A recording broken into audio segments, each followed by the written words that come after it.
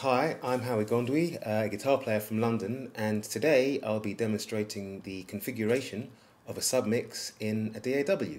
And the idea here is that I can send all of these three tracks to one location, and then I can have everything on one fader, add effects to that one location there, and that will give me a bit of an easier time when it comes to mixing. So let's just have a listen down and see what I've got here. I'll solo this first track.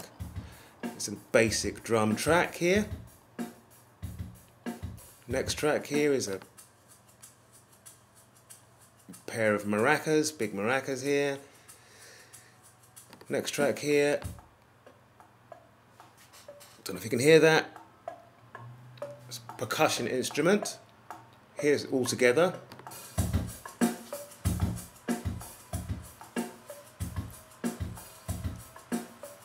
So I want to create a submix.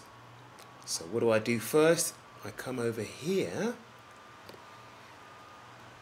This is Logic Audio, so this is the system here. Audio, in-out labels, mainly about labeling on this particular DAW.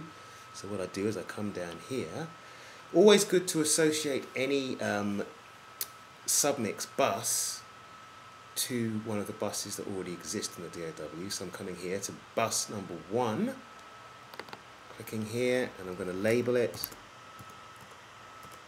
Submix Bus.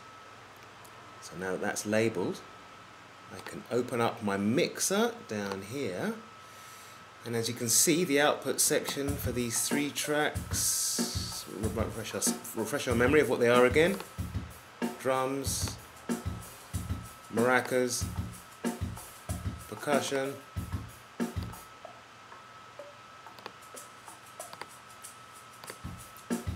all being sent to outputs 1 and 2. So I can hear them out of the left and right outputs, the main outs here. So what I first want to do is set the outputs of these individual tracks to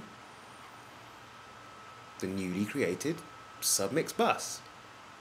So now, drum track there is being sent to submix bus, maracas there being sent to submix bus, percussion being sent to, you guessed it, submix bus.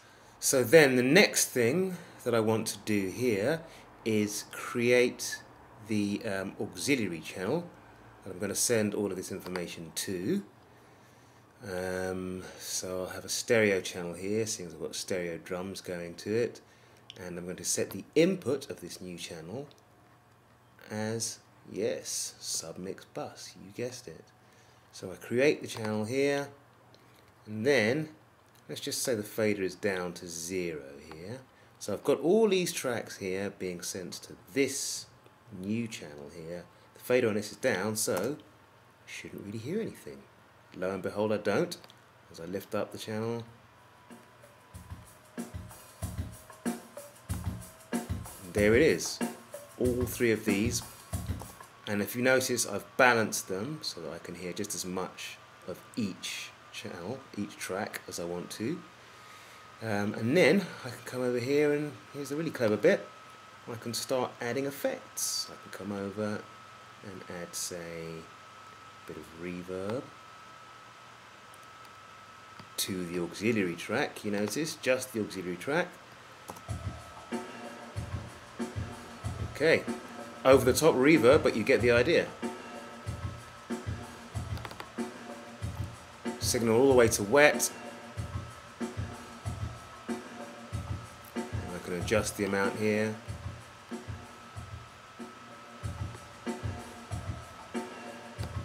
And there you have it. Creation of a submix.